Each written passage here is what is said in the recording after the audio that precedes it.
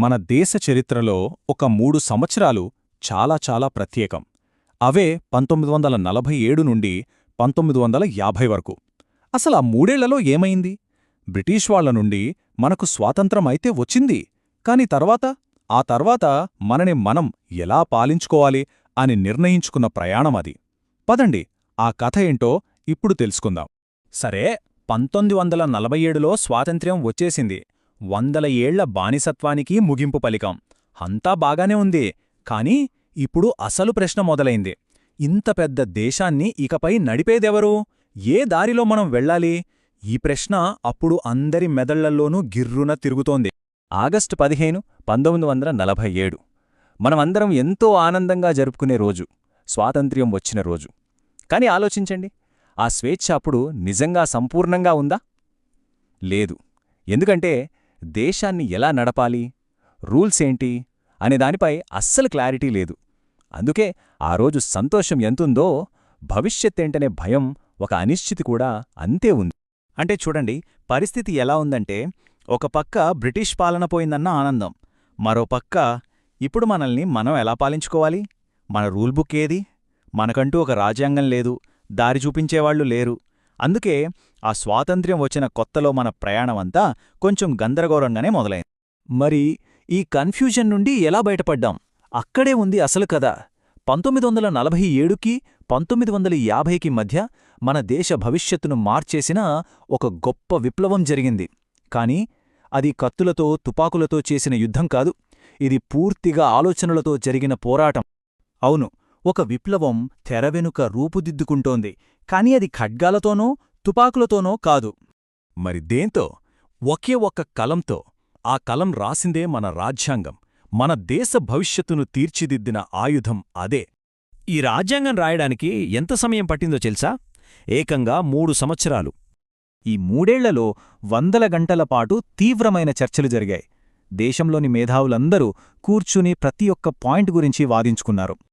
ఇది కేవలం కొద్దిమంది కోసం రాసింది కాదు. లక్షలాది మంది ప్రజల ఆశల్ని, ఆకాంక్షల్ని దృష్టిలో పెట్టుకుని రాశారు. ఇంత కష్టపడి చేసిన పనికి ఒక రూపమొచ్చింది. ఎప్పుడు? నవంబర్ 26, 1949న. ఆ రోజే మన రాజ్యాంగం పూర్తయ్యింది. ఇది కేవలం ఒక రూల్ బుక్ లాంటిది కాదు, అస్సలు కాదు. ఇది మన దేశపు ఆత్మ, మన విలువలన్నిటికీ ఒక ప్రతిరూపం. సరే, రాజ్యాంగమైతే రెడీ అయిపోయింది. కాని అది అమల్లోకి రావడానికి ఇంకొంచెం టైం పట్టింది. ఆ రోజు కోసం దేశమంతా ఎదురుచూసింది. ఆ రోజే జనవరి 26, 1950. అదే మన దేశం నిజమైన గణతంత్ర రాజ్యంగా మారిన రోజు. చూశారుగా, ఈ మొత్తం ప్రయాణంలో 3 ముఖ్యమైన ఘట్టాలున్నాయి. 1947లో స్వాతంత్ర్యం వచ్చింది, 1949లో మన రాజ్యాంగం పూర్తయ్యింది, ఇక 1950లో అది అమల్లోకి వచ్చి మనం పూర్తి గణతంత్ర రాజ్యంగా మారాం. ఆ జనవరి 26, 1950 నాడు మన దేశం నిజంగా పుట్టింది అని చెప్పొచ్చు. ఎందుకంటే అప్పటివరకు మనది రాజుల దేశం లేదా బ్రిటిష్ పాలకుల దేశం. కాని ఆ రోజు నుండి ఇది ప్రజల దేశంగా మారింది. అధికారం మొత్తం ప్రజల చేతుల్లోకొచ్చింది. అందుకే అంటారు, మనల్ని పాలించేది వ్యక్తులు కాదు, మనల్ని పాలించేది రాజ్యాంగమని.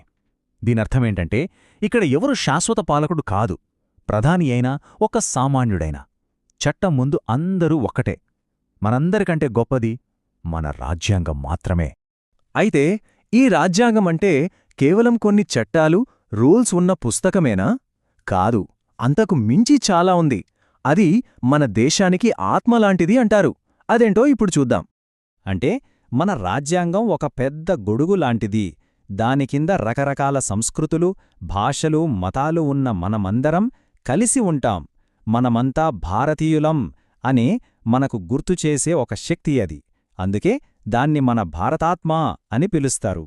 ఇక్కడొక చిన్న తేడా గమనించాలి. స్వాతంత్ర్యం అనేది మనకు దొరికిన ఒక వరం, మన పూర్వీకులు పోరాడి తెచ్చింది. కాని గణతంత్రం అలా కాదు, అది ఒక బాధ్యత. అంటే రాజ్యాంగాన్ని కాపాడుకోవటం, దాని ప్రకారం నడుచుకోవడం అనేది మనం ప్రతిరోజూ చెయ్యాల్సిన పని. అది మన కర్తవ్యం. అందుకే ఇంత గొప్ప చరిత్ర ఉంది కాబట్టే మనం ప్రతి సంవత్సరం రిపబ్లిక్ డేని అంత ఘనంగా జరుపుకుంటాం. సరే, ఈరోజు మనకు ఏం గుర్తుచేస్తుంది? ఇది కేవలం సెలవుదినం కాదు, ఇది మన గర్వం, మన బాధ్యత. దాని గురించి కొంచెం వివరంగా మాట్లాడుకుందాం. చూడండి, ఈరోజు మన గర్వకారణం. ఎందుకంటే మనకంటూ ఒక గొప్ప రాజ్యాంగం ఉంది. అదే సమయంలో ఈరోజు మన బాధ్యతను కూడా గుర్తుచేస్తుంది. రాజ్యాంగంలోని విలువల్ని, ఆ స్వేచ్ఛ, సమానత్వం లాంటి సూత్రాల్ని కాపాడాల్సిన బాధ్యత మనందరిది. అందుకే ఇది భారత గణతంత్ర ఆత్మ. సింపుల్గా చెప్పాలంటే రాజ్యాంగం మనకు మన హక్కులేంటో నేర్పింది, కాని అంతకంటే ముఖ్యంగా ఒక విషయాన్ని గుర్తుచేసింది. అదేంటంటే మన భవిష్యత్తు మన చేతుల్లోనే ఉంది అని. మన దేశాన్ని ఎలా మలుచుకోవాలనే శక్తి, ఆ బాధ్యత మనకే ఇచ్చింది. కాబట్టి కేవలం జెండాని ఎగరేయడం మాత్రమే కాదు, మన గుండెల్లో కూడా భారతాన్ని ఎగరేద్దాం.